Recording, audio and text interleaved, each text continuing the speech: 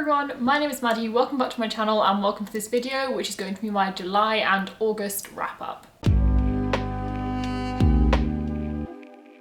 So as you can tell from the title and intro and everything else, I am doubling up my wrap-ups for July and August. I had slightly slower reading months, especially in July, so I didn't really have enough to do an individual wrap-up, so I've just rolled them together.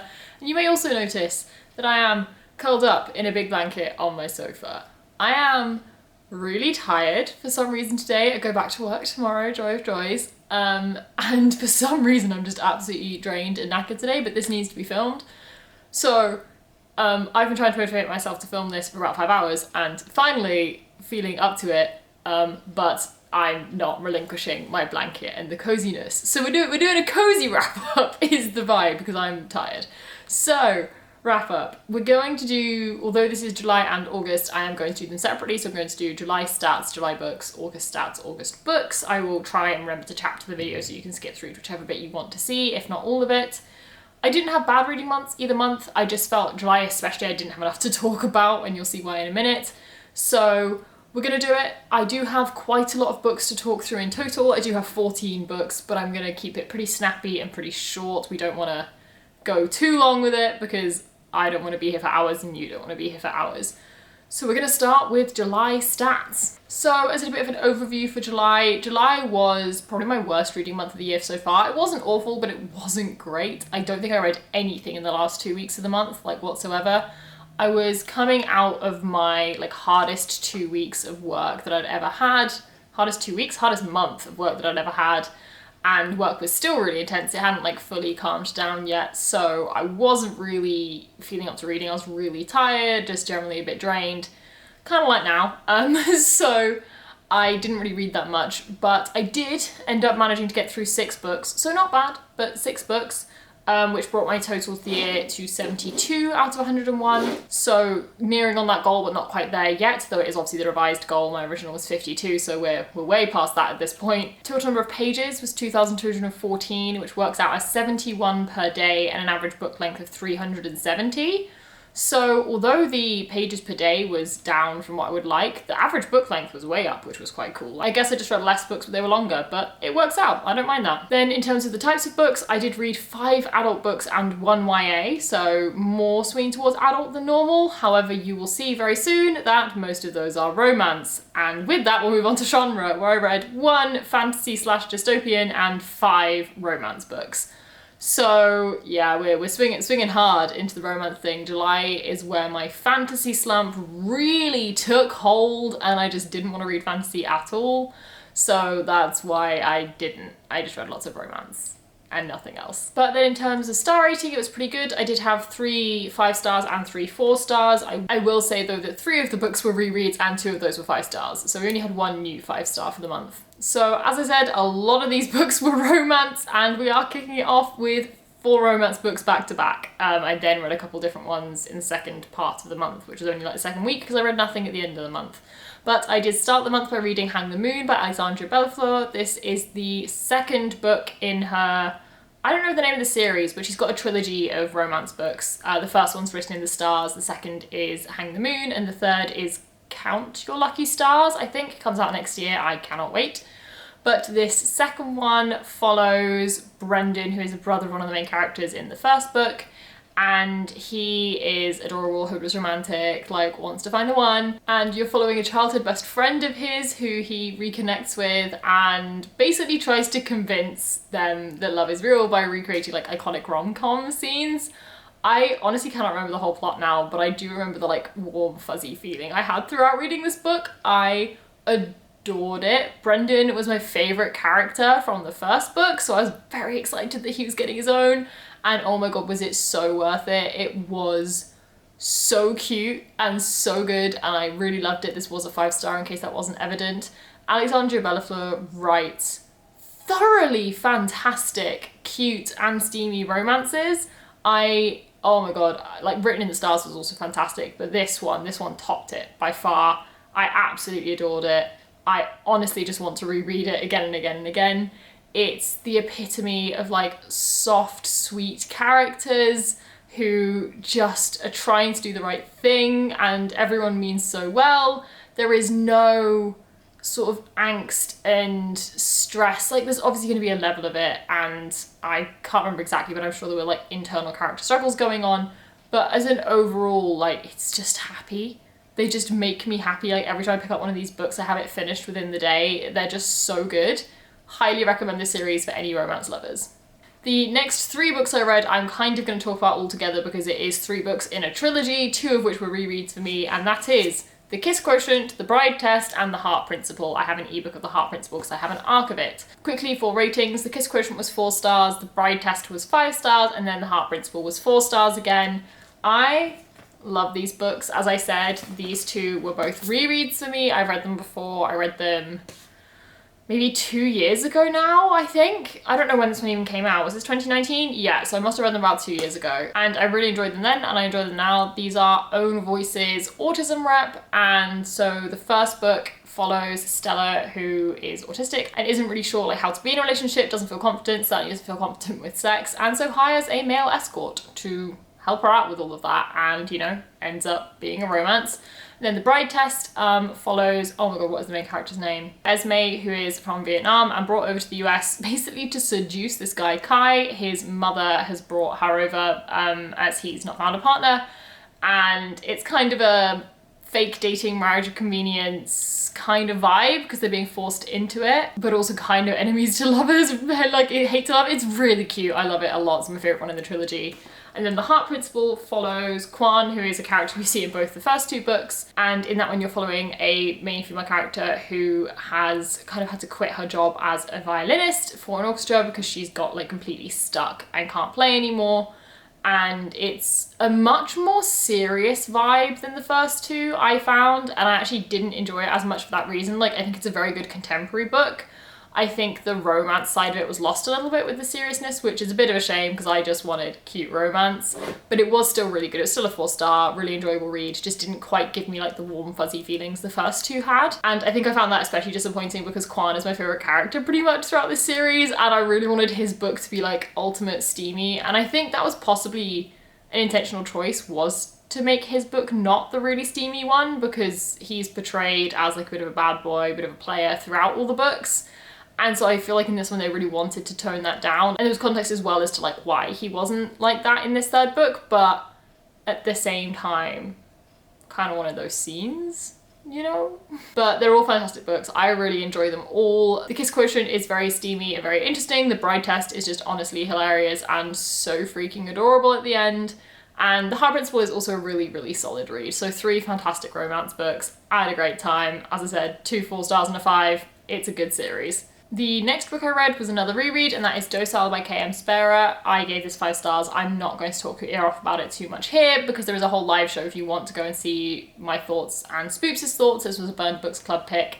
I will link the live show up there so you can go and watch that because we easily spoke about this book for over an hour without any hesitation. So there's plenty to say, but I'm not going to say it all here.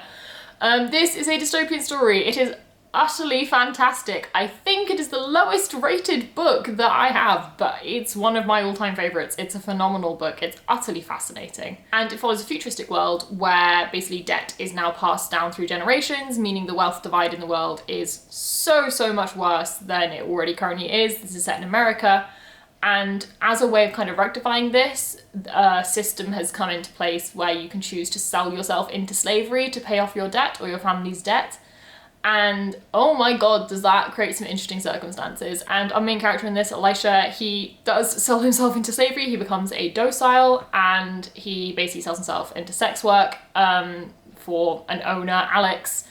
So obviously very much like non-consensual. I cannot stress enough the trigger warnings for this, for self-harm, like suicidal ideation and abuse in every possible way. Like it's a very dark concept and that is the point of the book, but I think it is truly wonderful. It is so fascinating, it's so thought-provoking.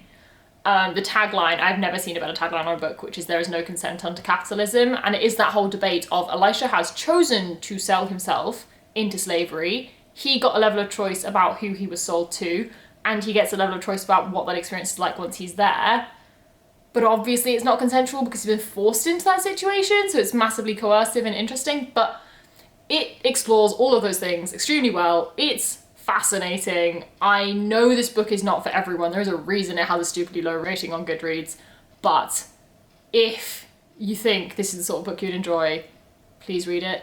It's amazing. Moving on to the final book that I read in July, that is The Unpopular Vote by Jasper Sanchez. This is a YA contemporary. I realised I said earlier that I read all romance. I didn't. This is contemporary. It's got romance in it, it's YA contemporary, but it's not a romance. And this was super cute. I really enjoyed this. This follows, oh my god, what is my character's name? Mark, who really enjoys politics is massively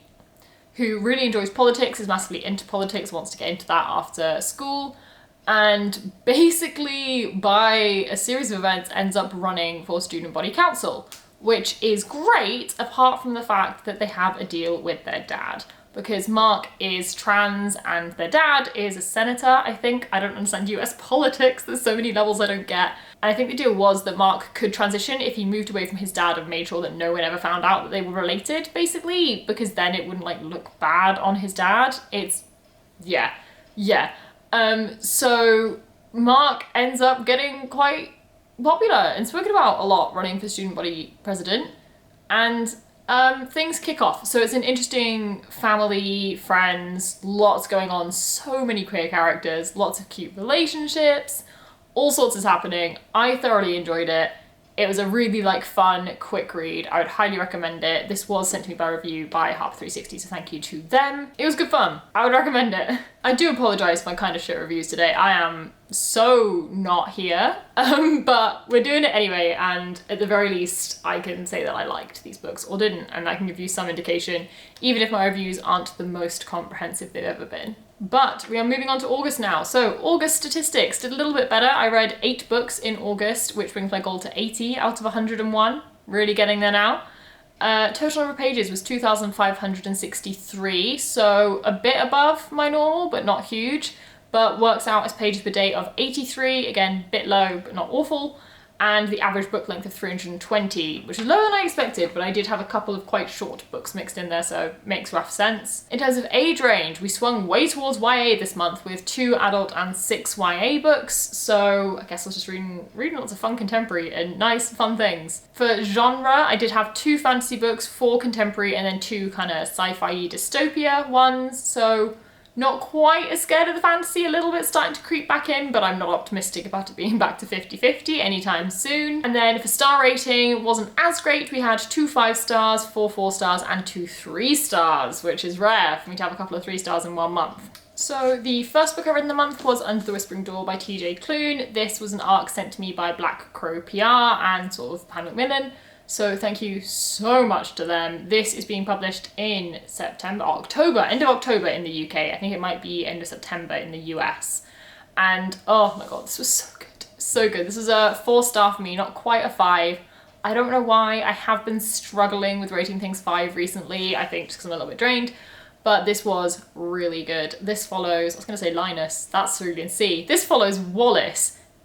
Interesting names in these books, but this follows Wallace Price, who dies right at the beginning of this book, and basically is a bit of a miserable sod. He's been really driven by money and success and motivation and not really lived his life at all. But he gets taken to, in some respects, the afterlife and kind of gets the chance to reflect on his life and grow as a person and kind of grieve himself, which is very interesting. It's a whole story of grief and found family and kind of learning and growing, and it was very, very good. This had me in tears at least one occasion, and it was a fantastic, wholesome cast, as TJ Klune is very good at doing, like he did in House on the Cerulean Sea. It is an adorable romance. It's very introspective. It's very interesting. I really enjoyed it. It's definitely one I'll be revisiting and rereading in the future when I'm less tired, because I think I will appreciate it much more. And then next I did read another book about grief. I read The Ghosts We Keep by Mason Deaver. This again was a 4 stars. This is a YA contemporary story following, I'm not doing names today, Liam?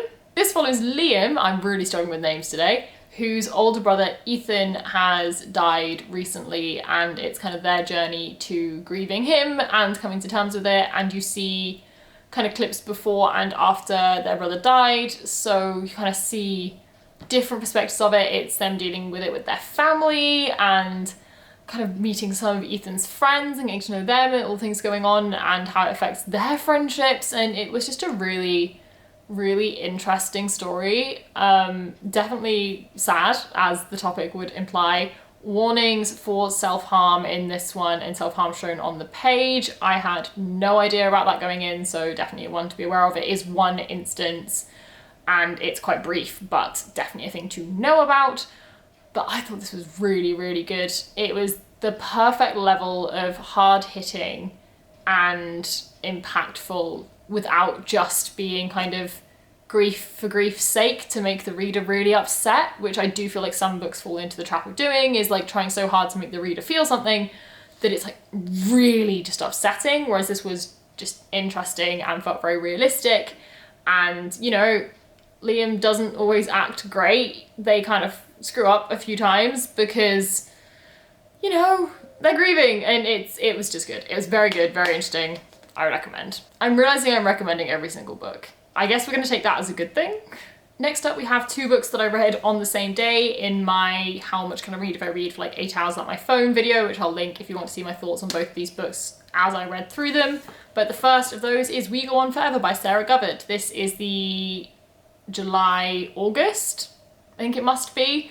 But Books Club pick, the live show for this is coming up sometime this week probably, so keep an eye out for that if you want to check it out. And this is a YA dystopian story following quite an interesting concept where basically technology has been created that when your body is failing, your consciousness can be transferred to another body and you can keep going.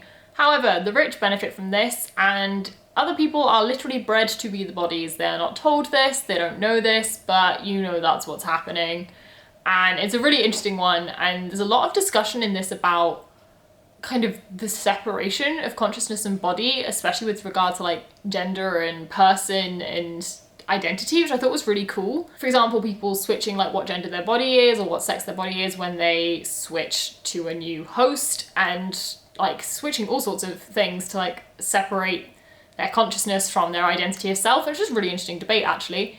But yeah, this was really good. It was a pretty standard YA dystopian. It was a 4-star, it was a fun read. It didn't do a huge amount for me. It wasn't hugely sort of novel and impactful, but definitely a good read. I'd never heard of the author before, but would definitely read books by them again. And I really enjoyed the characters in this. I did feel it was a little teeny tiny bit trite with the romance. It was that typical, like, it's YA, you have to have a romance, where like, I almost feel like, well, I was gonna say I feel like the main character's motivation for what they were doing would have been slightly better if it wasn't romance-based. It would have been more interesting, but I also quite liked the debate that came out of it because they questioned themselves on like, do I only care about this because of the romance? It was interesting, basically, and it was good. I did have a good time with it, and yes, try and catch the live show with me and Spooks in like this week sometime if you can. Next on that day, I read one of my new favourite books, which is Xoxo by Axie O. This is a YA, though I would definitely say like upper YA, contemporary story following a girl. What is anyone's name? Jenny. Oh my god. This follows Jenny, who is a cellist. We're having a struggle. Jenny, who is a cellist, and they basically are trying to get into music school and doing really well. And one night they have a kind of meeting with a guy called Jaewoo, who turns out to be a K-pop idol, and they like fall for each other on this one night, but he's going back to Korea, she's in America, and basically she ends up going to Korea for music school, and they end up at the same music school, and it's classical music and K-pop and romance and like secret dating, and there's lots going on. It's fantastic, it's adorable, it's like sweeping, swoony romance. It also shows a very mature relationship, which I really like, especially at the end. And oh my god, it's just so good. I loved the characters, I loved all the female friendships were amazing, all of the friendships were great, the like relationships between the guys in the K-pop group were really adorable. Just, oh, it was so good and so much fun. This is the perfect book to read in a day. I made such a good choice with that. Highly, highly recommend. 5 stars, new favourite, big fan, read it. Okay, we're getting through to sort of the final few books now. Oh my god, today is a struggle, but we're gonna keep going. Next up we have Flashfire by TJ Klune. This was another 5-star read for me. This is the sequel to The Extraordinaries by TJ Klune, which I love. I reread earlier this year to read this one. Oh my god, it's so good. Quick synopsis for the series as a whole, I suppose, less so this book. This follows Nick, who is living in kind of basically New York. It's called Nova City, it's New York. And it's kind of slightly futuristic. They have superheroes now, and Nick is obsessed with the superheroes, like writes smutty fan fiction about them. He's obsessed. And there's so much going on. He's got family drama. His mum died like quite a few years back, and there's a lot of like repercussions from that. There's a relationship with his dad and him like growing up and having boyfriends for the first time, and many things going on. Huge queer like friendship group in the center of this, which is so adorable. I love all of them so much. And Nick has ADHD. It's a really good ADHD rep, and he's just so chaotic, and I love him. No impulse control, this boy. It's just fantastic. And Flashfire is it to the extreme. My one criticism of this book is I did feel like Nick's character actually became a slight caricature of itself in this book. Just like a little bit, went a tiny bit too far at times, but nonetheless I had a great time reading it. All of the friends are still amazing in this one, and the story is just growing and growing, and oh my god. TJ Klune, for anyone that reads these books, you need to know this. He always hides, if for some reason in this series, he hides an extra chapter after the acknowledgements. So it's like acknowledgement and then another 3 or 4 page chapter. And in both books, it's like a Marvel after credits scene. Like, it's vital. You need to read it. And the one in this has broken me. And I'm so anticipating the 3rd book. I don't even know what the 3rd book's going to be called yet. I don't think the title's come out. But basically, it's great, and I had a fantastic time reading this, and I want the 3rd one now, so that would be great if I could just have that, thanks. It's just so good. It's so funny. It is genuinely laugh out loud funny. Like, I don't laugh at books, and this has me like crying tears of laughter because it's so funny and so cringy, and they're good fun books. I highly recommend them. If you like the Spider-Man films, as in like the current ones with Tom Holland, you will like this. This is a bit more chaotic and probably a little bit younger, but same vibes. There's a reason those are my favorite Marvel films and these are some of my favorite books. And then next up I read a manga, which is My Summer of You. This is a super cute manga. This is volume 1. I think volume 2 will be coming out soon. I think it's just 2 volumes. I don't know. And yeah, this is just really sweet. This is a sort of male-male romance story. Follows these 2 teens who fall for each other, and basically they fall and bond over a shared love of films, and one of them is definitely more forward than the other, and they're kind of realizing that they like each other and getting it together and figuring it out. There's lots of angst and drama, which I feel like seems to be a bit of a thing in like boy love manga. It was good fun. It wasn't anything spectacular. It was a 4-star. I was hoping this would hit me as much as like I Hear the Sunspot did, and it didn't quite as much, but it was definitely a lot of fun. It was a good read. I did struggle a tiny bit with the style in this one. There were a lot of scenes where I couldn't quite tell which of the guys was talking, or like there's just practically no words on a page. Of course, I now can't find an example, but it was like a little bit impressionistic almost. It wasn't like a really clear dialogue to run through the story. So made it a bit more difficult to read, but nonetheless, it was great fun. I'm very glad to have read it, and I would definitely recommend it if you're looking for a quick, summery, fun, queer manga. This was really, really good. The next book I read is Lament by Maggie Stiefvater. This was a reread for me, not that I remember it at all. All I remembered was that there are fairies and the person plays music. That is obviously not significant. That's all I remembered because I read this book years ago, and I just reread it so I can hopefully read the sequel for the first time. And it was good. The first maybe 100 pages, I was really into it, really invested, having a great time. And then it fell a bit flat for me. It ends up being a 3-star, maybe a 3.5, but I think a 3 realistically. It wasn't bad at all, but it was just, it got a bit dull. It didn't grip me. It felt, I think this was published in about 2010, actually. Was it 2010? I imagine it would have been around there. 2009. 2008. So yeah, this felt very kind of early 2000s YA. It had that vibe, and it was a tiny bit boring just towards the end. As I said, still an enjoyable read. I still had fun with it, but you know, it wasn't great. The characters were good, massive insta love, sacrifice yourself for the love of your life and your 15 vibes. But you know, you have to go with it. I will still read the sequel at some point just to complete it, because I read the first book years ago and never read the second, so this time I do need to actually finish it. But yes, not my favourite, but it was good fun, and I do want to get to a point where I can say that I've read pretty much all of Maggie Stiefvater's YA and adult books, and this helps with that. And then the final book I read, which I'm in such two minds about, is Breakup by Lily Menon, which is actually a pen name for Sandia Menon. And I've never read any of Sandia Menon's books, and I didn't realise it was them until I went on Goodreads and both author names were listed, and I figured it out. But this is an adult romance, which I think I'm also going to give 3 stars. I think this could be a 3.5. I feel too guilty giving it a 3. But very quick plot for this one. This follows a man and a woman who are both CEOs of different apps. The woman's app is Makeup, designed for giving couples a second chance and getting them back together. And his is basically Deliveroo for breakups. So you can literally send someone to break up with someone on your behalf. So very different ideologies going on here, and they have a summer fling before they've got their respective apps, and then they kind of reconnect once they have their apps, and it's tense and interesting. Kind of very much a rival hate to love vibe, which normally I really enjoy.